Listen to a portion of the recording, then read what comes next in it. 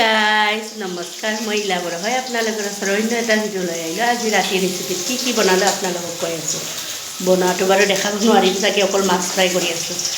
বাকী মই আঞ্জা চাঞ্জা একো বনোৱা নাই দালি আৰু ঔটেঙা বইল আছে কি বনালোঁ দেখাই আছোঁ আজি লৈছোঁ কেইটামান জিকাই থৈছিলোঁ ৰাতিপুৱাই জিকাইছিলোঁ আপোনালোকক দেখাইছোঁ এইখিনি আছে দিনত বনাই কিনে ভাজি খাই কিনে এইখিনি ফ্ৰাই কৰি লৈছোঁ এইটো গাঁৱৰ পৰা আনা শুকান মাছ মায়ে লৈ আহিছিলে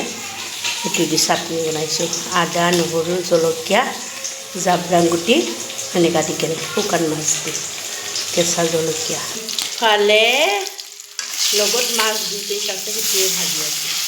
আৰু দুপৰীয়াৰ দালি আছে সেইটো দি আজি ৰাতি পৰিৱেশন কৰিম আপোনালোকে অলৰেডি গম পালে দুপৰীয়াৰ ঔটেঙা আৰু দালি বনোৱা বইল কৰা আছে লগত আকৌ বুট ভাজি শুকান মাছৰ চাটনি আজি মই এইটো দিয়ে পৰিৱেশন কৰিম আপোনালোকে যদি মোৰ